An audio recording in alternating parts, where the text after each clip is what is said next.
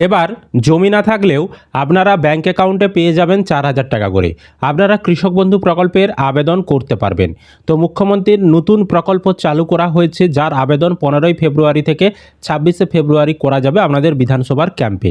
তো এই যে জমি না থাকলে যে কৃষক বন্ধুর আবেদনটা আপনারা করবেন, এর কি শর্ত রয়েছে, কারা পাবে কারা পাবে না, এছাড়াও কি কি কাগজ লাগবে, এই বিষয়গুলো নিয়ে আমরা আজকের এই ভিডিওতে আলোচনা করব। তো অবশ্যই ভিডিওটি আপনাদের উপকারে আসবে, শেষ পর্যন্ত ভিডিওটি দেখতে থাকুন। আর এই ধরনের আপডেটগুলো পাওয়ার জন্য চ্যানেলটিকে সাবস্ক্রাইব করে রাখবেন। আর ফেসবুক থেকে যারা ভিডিওটি দেখছেন অবশ্যই কিন্তু পেজটি ফলো করে রাখতে ভুলবেন না। দেখুন, এই প্রকল্পের আবেদনের বিষয়ে ইতিমধ্যেই কিন্তু কৃষি দপ্তরের তরফ থেকে বিজ্ঞাপন দেওয়া হয়েছে, অফিসিয়াল ব্যানার প্রকাশও হয়েছে। কি বলা হয়েছে আমি আলোচনা করছি, তারপর আমি সমস্ত শর্ত কাগজপত্র নিয়ে আলোচনা করব। দেখুন, আমি স্ক্রিনে দেখাচ্ছি, এখানে বলা হচ্ছে কৃষি ও সংশ্লিষ্ট কাজের উপর সম্পূর্ণভাবে জীবিকা নির্ভর ভূমিহীন খেতমজুরদের জন্য রাজ্য সরকারের একটি নতুন পদক্ষেপ। মাননীয় মুখ্যমন্ত্রী মমতা বন্দ্যোপাধ্যায়ের ঐকান্তিক উদ্যোগে সকল খেতমজুরদের জন্য মোট 4,000 টাকার বার্ষিক আর্থিক অনুদান প্রকল্প দিয়ে যে সকল খেতমজুরদের নিজস্ব কৃষিজমি নেই বা যারা ভাগচাষি হিসাবে নথিভুক্ত নন, তারা কৃষক বন্ধু নতুন প্রকল্পের সুবিধা পান না। এই সকল খেতমজুরদের প্রকল্পের আওতায় আসবে। তার মানে কারা আবেদন করতে পারবে না? দেখুন, কৃষক বন্ধু প্রকল্পে এখন নিয়ম কি রয়েছে, যার নামে জমির রেকর্ড রয়েছে, যিনি জমির মালিক তিনি আবেদন করতে পারেন, বা যারা ভাগচাষি মানে যারা ভাগে চাষ করে, লোকের জমিতে যারা ভাগে চাষ করে, হ্যাঁ, তাদের কিন্তু অনেকেরই নাম ভাগচাষি হিসাবে নথিবদ্ধ রয়েছে সরকারের খাতায়।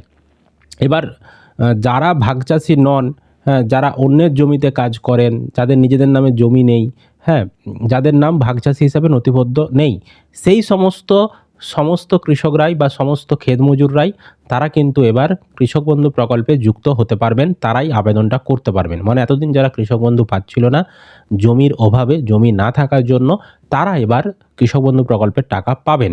মানে অ্যাকচুয়ালি বলতে চাইছে নিজের জমি না থাকলেও আপনারা পাবেন। 2 কিস্তিতে 2,000 টাকা করে মোট 4,000 টাকা সহায়তা প্রদান করা হবে প্রতি বছর খরিফ এবং রবি মরশুমের প্রারম্ভে। অর্থাৎ কৃষক বন্ধু প্রকল্পে আপনারা জানেন বছরে দুবার টাকা দেওয়া হয়, একটা খরিফ, একটা হচ্ছে রবি সিজন। তো যখন কৃষক বন্ধুর টাকা দেওয়া হয় সেই সময়ই এই ক্ষেত মজুরদের টাকাটাও দেওয়া হবে। তারপর বলা হচ্ছে আগামী 15ই ফেব্রুয়ারি থেকে 26শে ফেব্রুয়ারি পর্যন্ত বিধানসভা ভিত্তিক ক্যাম্পের দ্বারা পূরণ করা দরখাস্ত গ্রহণ করা হবে। অর্থাৎ এর আবেদন কবে থেকে শুরু হচ্ছে না, 15ই ফেব্রুয়ারি থেকে 26শে ফেব্রুয়ারি পর্যন্ত এই সময়ের মধ্যে আবেদন করা যাবে। আপনাদের বিধানসভায় যে ক্যাম্পগুলো করা হবে, প্রতিটা বিধানসভায় একটি করে ক্যাম্প করা হবে। কোন বিধানসভায় কোথায় ক্যাম্প হবে সেটা এখনও লিস্ট প্রকাশ করেনি, যখনই লিস্ট প্রকাশ করবে আমরা চ্যানেলে জানিয়ে দেবো। অবশ্যই কিন্তু চ্যানেলটাকে সাবস্ক্রাইব, পেজটাকে ফলো করে রাখবেন। তো সেই বিধানসভার ক্যাম্পে আপনাদেরকে যেতে হবে, যেখানে ক্যাম্প হবে, গিয়ে সেখানে কিন্তু আবেদনটা করতে হবে। সেখান থেকেই ফর্ম দেবে, সেখান থেকে ফর্ম নিয়ে সেখানেই ফর্ম পূরণ করে কাগজ জমা দিতে হবে, ফর্ম আরে সমস্ত কিছু। তারপরে দেখুন নিচে বলা হচ্ছে যে বিশদে জানতে নিকটবর্তী ব্লক কৃষি আধিকারিকের অফিসে যোগাযোগ করতে পারেন। কৃষকদের সাথে, কৃষকের পাশে, কৃষি বিভাগ, পশ্চিমবঙ্গ সরকার।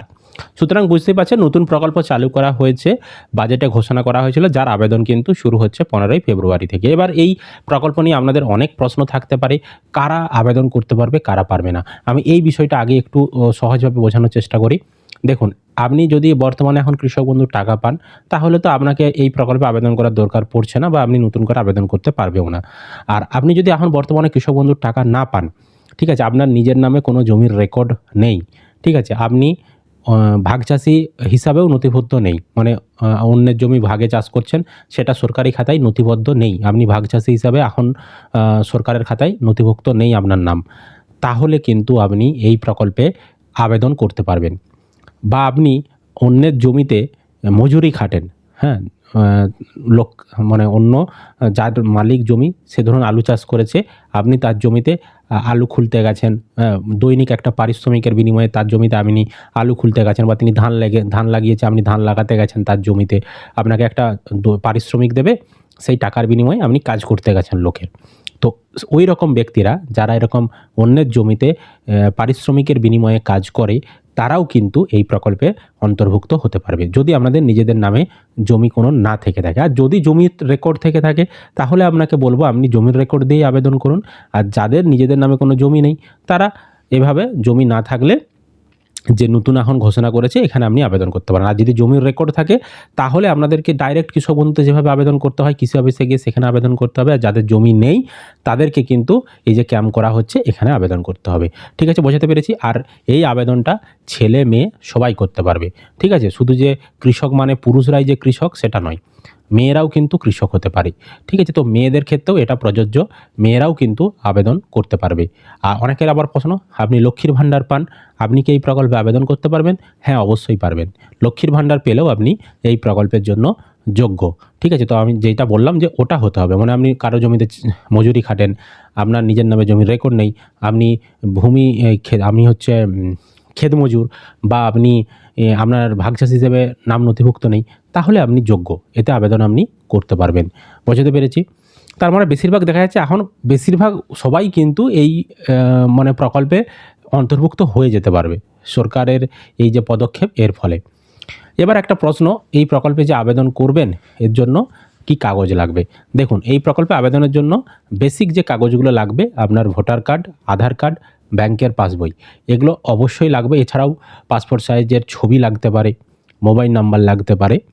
আর এখন পর্যন্ত এর কিন্তু সরকারি নোটিফিকেশন জারি করেনি। সরকারি নোটিফিকেশন জারি করলে আমরা আপনাদেরকে আরও বিস্তারিত জানিয়ে দেব। এছাড়াও সরকারিভাবে ফর্ম যখন প্রকাশ করবে সেই ফর্ম কিভাবে পূরণ করতে হবে, সেই ফর্ম আপনি অনলাইনে কিভাবে ডাউনলোড করবেন, সমস্ত কিছু আমরা তখন আবারও ভিডিওর মাধ্যমে জানিয়ে দেব। ঠিক আছে, তো আপাতত এটুকুই আপডেট দেওয়ার ছিল। সরকারি বিজ্ঞপ্তি প্রকাশ করলে আমরা ডিটেলসে আবারও বিষয়ে জানাবো। তো আশা করি আপনারা ভিডিওটি বুঝতে পেরেছেন। যদি কোনো প্রশ্ন থেকে থাকে অবশ্যই কিন্তু কমেন্ট করে জানাবেন। আর এই ধরনের আপডেটগুলো পাওয়ার জন্য চ্যানেলটিকে সাবস্ক্রাইব করতে ভুলবেন না। আর ফেসবুক থেকে যারা ভিডিওটিকে দেখছেন অবশ্যই পেজটি ফলো করে রাখবেন।